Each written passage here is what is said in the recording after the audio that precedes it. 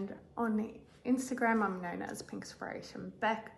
So I have functional neurological disorder, and I got it not long after my 2 hip surgeries. The way that I found out that I got FND was from falling off a bed, falling onto the floor, and I couldn't move actually my left side at all. So I thought it was to do with my hip. It wasn't. There was nothing wrong with really showing on the scans. I had everything tested under the sun. So yeah, and someone in the rehab doctor, he knew about FND and he diagnosed me with it. Then I got sent to a neurologist, and he also confirmed that it was FND. So I didn't know too much about it. So I was kind of, I was like, whoa, a lot of information. And yeah, but most of the symptoms did relate to me, but not when people had mentioned depression or anxiety, because I had recovered from borderline personality disorder.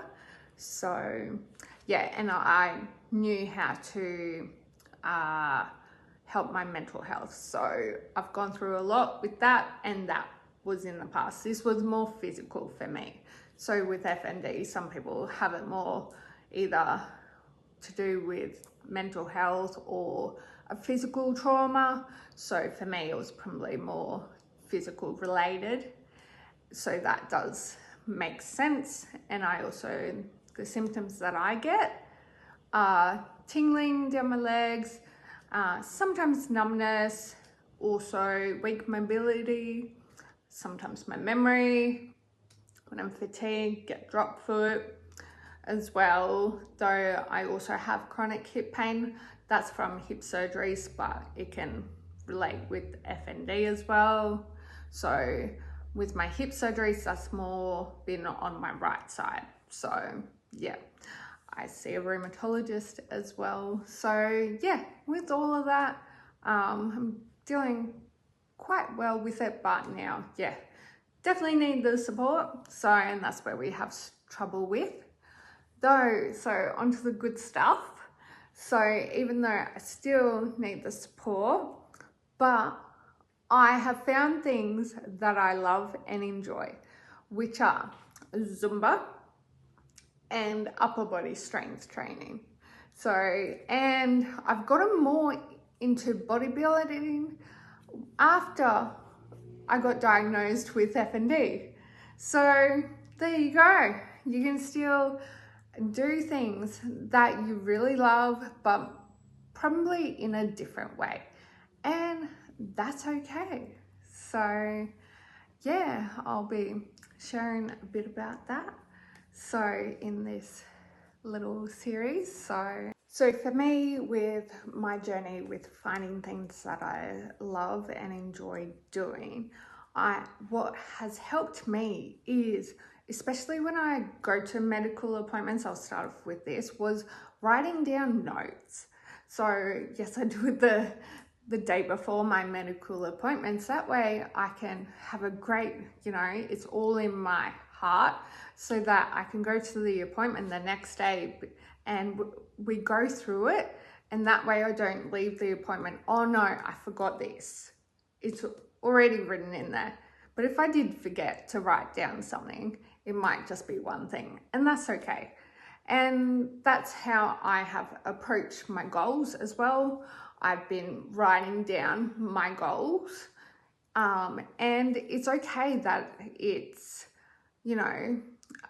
short-term goals, long-term goals, and that the goals are adaptive as well. So for example, with my Zumba, I can do it standing a little bit, but if I get too fatigued or too sore, or my right leg is dragging, or left leg, whichever it may be, I can sit on my walker, because I don't have a wheelchair at the moment.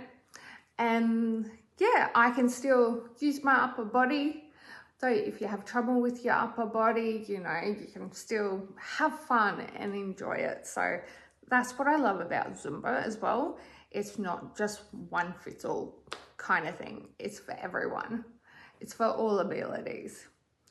And with bodybuilding, so I've been starting to get it out there that, you know, it's not just for the able-bodied people, you know, even disabled people can get into it as well. So it really depends if your goal is to get on stage and, you know, go through a diet. And really it's important to, if you're doing bodybuilding, to have a good coach or an exercise physiologist as well. That can really help too. And of course physio, and go through the goals that you need to work on. So yeah, for me, it's more about the back strength, upper body.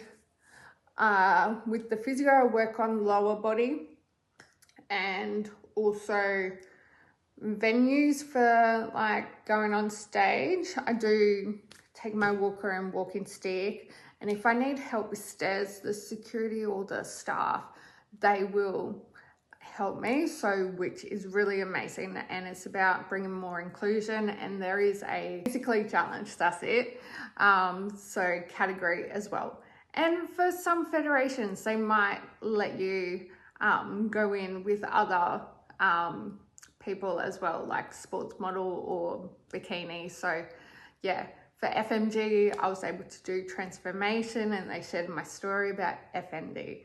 So yeah, I'm doing ICN pretty soon on the Sunshine Coast, so that's local, which is really good.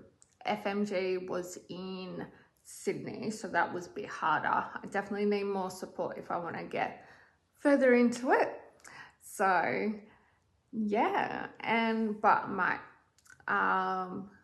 give it a go into an off season or a little bit of a break with bodybuilding, but focus more on, here's the other one, para powerlifting, so which is bench press.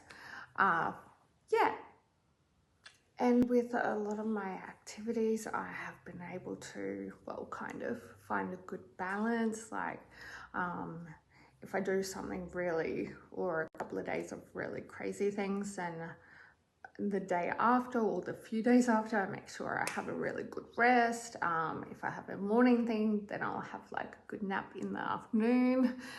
Found out that nap's really good for my body. So yeah, it's about finding that balance as well, and finding things that you like to do, and yeah, try to have a good medical team, but I know it's very difficult. And yeah, I'm still on that journey, but yeah, I do have a good rheumatologist. And yeah, so what else can I touch on? Yeah, I have a good Zumba community. They do help me get out and about, and yeah, I have found things that I can do. So yeah, and of course I'm wearing pink, which is my favorite color. So yeah, it just brings more joy, and yeah.